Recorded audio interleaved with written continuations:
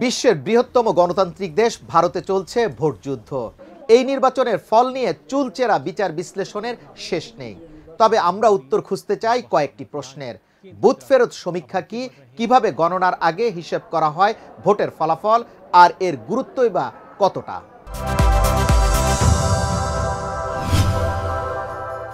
প্রিয় দর্শক, স্বাগত জানাচ্ছি ভোরের কাগজে। প্রতিদিনের মতো আজও হাজির হয়েছি আলোচিত ঘটনার বিশ্লেষণ নিয়ে।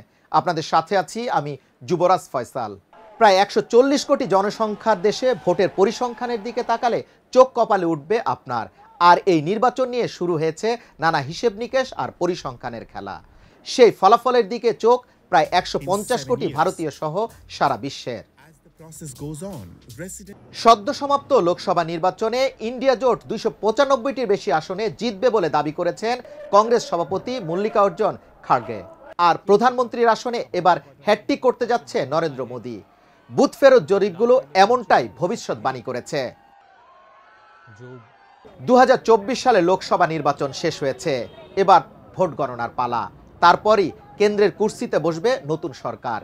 নরেন্দ্র মোদী তৃতীয়বারের জন্য প্রধানমন্ত্রী হবেন নাকি কেন্দ্রের সরকার গড়বে বিরোধী দলীয় জোট, সেটাই এখন লাখ টাকার প্রশ্ন। আপাতত সেদিকে তাকিয়ে আছে গোটা দেশ। যে কোনো নির্বাচন প্রক্রিয়ার সঙ্গে ওতপ্রোতভাবে জড়িয়ে থাকে বুথ ফেরত সমীক্ষা।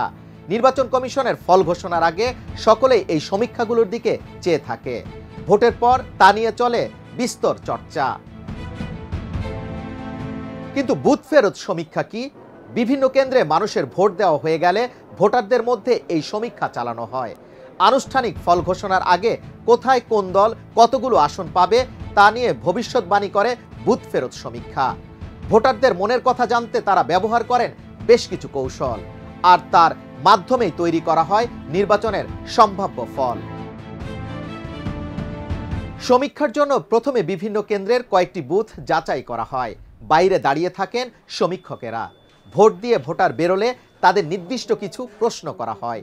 সেই উত্তরের ভিত্তিতে তৈরি করা হয় সমীক্ষার ফল। অনেক ক্ষেত্রে ভোট দিয়ে বেরোনোর পর ভোটারদের সামনে ধরা হয় নমুনার ইভিএম।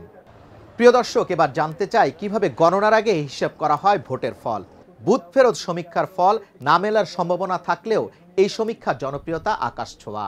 ভোটের পর কোন রাজ্যে কোন দল কতগুলো আসন পেতে চলেছে সকলের মনে সেই প্রশ্ন ঘুরপাক খায়। সমীক্ষার ফলের কিছুটা হলেও ফলের আভাস পাওয়া যায়। সংবাদ মাধ্যমগুলো বরাবরই বুথ ফেরত সমীক্ষা অত্যন্ত গুরুত্বের সঙ্গে সম্প্রচার করে থাকে। ভারতের কিছু জনপ্রিয় বুথ ফেরত সমীক্ষা হলো এবিপি নিউজ সি ভোটার সমীক্ষা, India today's access my India সমীক্ষা, নিউজ 24 টুডেজ চানকোর বুথ ফেরত সমীক্ষা। প্রতিটি ক্ষেত্রে ইঙ্গিত কেন্দ্রের কুর্সিতে তৃতীয়বারের জন্য বসতে চলেছেন মোদী। আর কলকাতার ক্ষেত্রেও তাৎপর্যপূর্ণ ইঙ্গিত দিয়েছে বুথ ফেরত সমীক্ষাগুলো। প্রায় প্রতিটি ক্ষেত্রে আবাস, বাংলায় তৃণমূলকে ছাপিয়ে যাবে বিজেপি, বাম কংগ্রেস জোট পেতে পারে 1টি থেকে 3টি আসন। এবার উত্তর খুঁজব ভারতীয় নির্বাচনে বুথ ফেরত সমীক্ষার গুরুত্বই বা কতটা। ভারতীয় গণতন্ত্রের ইতিহাস বলছে বুথ ফেরত সমীক্ষা ইঙ্গিত সবসময় মেলে না। সমীক্ষা একেবারে ভুল প্রমাণিত হওয়ার উদাহরণও অসংখ্য। আর বুথ ফেরত সমীক্ষার বৈজ্ঞানিক ভিত্তি নিয়ে অনেক প্রশ্ন রয়ে গেছে। তবে সমীক্ষার পূর্বাভাস মিলে যাওয়ার উদাহরণও রয়েছে। আর এই সমীক্ষা যে ফল প্রকাশিত হলো তা বাস্তবের সঙ্গে কতটা মেলে সেটাই এখন দেখার পালা। প্রিয় দর্শক, আজ এখানে শেষ করছি। দেশ বিদেশের সর্বশেষ সংবাদ জানতে চোখ রাখুন ভোরের কাগজে। এতক্ষণ সাথে থাকার জন্য সবাইকে ধন্যবাদ।